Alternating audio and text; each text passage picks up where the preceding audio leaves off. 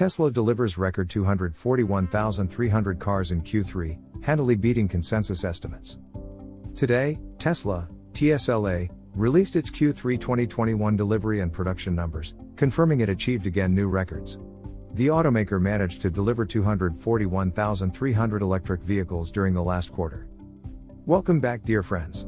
Please, subscribe to our channel for daily Tesla news. Tesla has announced its production and delivery figures for the third quarter of 2021, confirming that it handily beat Wall Street consensus estimates, which came in at 222,700 deliveries.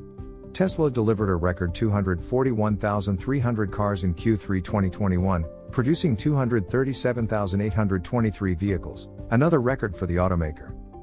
In the third quarter, we produced approximately 238,000 vehicles and delivered over 240,000 vehicles. We would like to thank our customers for their patience as we work through global supply chain and logistics challenges, Tesla wrote in its press release reporting the figures. Wall Street predicted that Q3 2021 would be Tesla's strongest ever three-month performance, and there is no doubt that it is true. Tesla managed to continue its monumental streak of growth for deliveries and production, not seeing a decrease in quarter-over-quarter figures since Q1 2019. Consensus estimates slotted Tesla to deliver 222,700 vehicles in the quarter, although some analysts were convinced the automaker would manage to break into the low and mid 230,000 range. Of the 241,300 vehicles delivered, 9,275 were Model S and Model X vehicles. The Model S Plaid is beginning to see more regular deliveries, although Tesla is still handling some bottlenecks with the vehicle.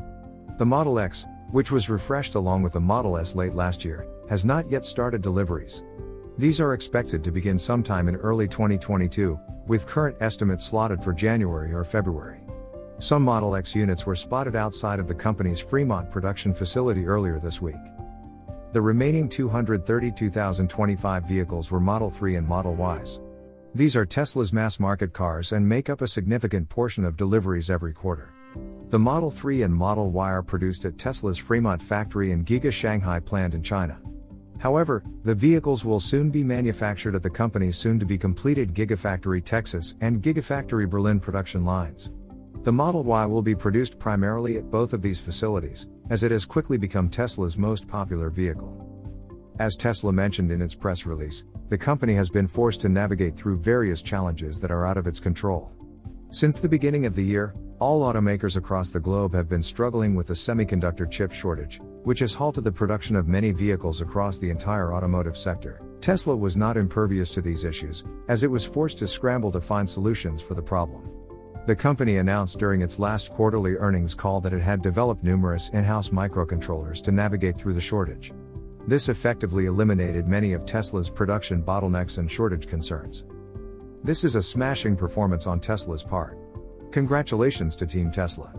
For Tesla fans, it is an especially gratifying performance. Keep in mind that the Tesla team at Shanghai and Fremont admirably held the line in the past year despite all the negative factors. Now, with the raging bulls in Berlin and Austin busting to get out of the gates in a few weeks, the Tesla story is just now really about to get started. It will be interesting to see Tesla's domestic car sales at the end of 2022. In this report, Joey Klender of Teslarati said consensus estimates slotted Tesla to deliver 222,700 vehicles in the quarter, although some analysts were convinced the automaker would manage to break into the low and mid 230,000 range. I want to say thank you for providing this market context, Joey. It's important to understand just how misunderstood Tesla is by Wall Street analysts and the financial media. Comparing results to expectations shows us just how well Tesla is executing on its plans for massive growth, and its growing power as a manufacturing organization. I think Wall Street now gets Tesla now, at least the auto business. They don't have a firm handle on production growth, but that is a lack of transparency from the company. It would not be hard for Tesla to provide a production range for Q4 from Austin and Berlin, but they choose not to. So, congratulations Tesla team. It is amazing how they are able to continue massive growth quarter after quarter, even through the restrictions in our social lives, and now going through the semiconductor shortage that is shutting down production for many of the ICE manufacturers. The foresight to use more advanced, higher capacity semiconductors that the ICE industry chose not to use, that also allowed for highly flexible reconfiguration of modules from various manufacturers, as well as being the leader in automotive software with the technological expertise and experience to make it all happen. First quarter production was about 180,000 cars. Second quarter production was about 200,000 cars. Third quarter production was 240,000 cars. Total year-to-date Tesla's production will be about 620,000 cars.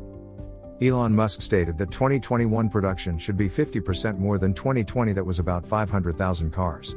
With an initial target of about 750,000, Tesla is well on the way of exceeding that by well over 100,000 units.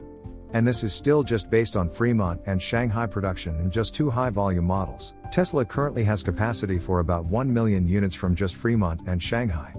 Berlin and Texas should add another 1 million capacity.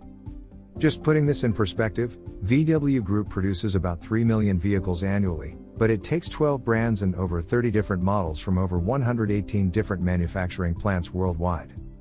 Tesla appears to be managing global shipping and supply chain problems better than legacy auto.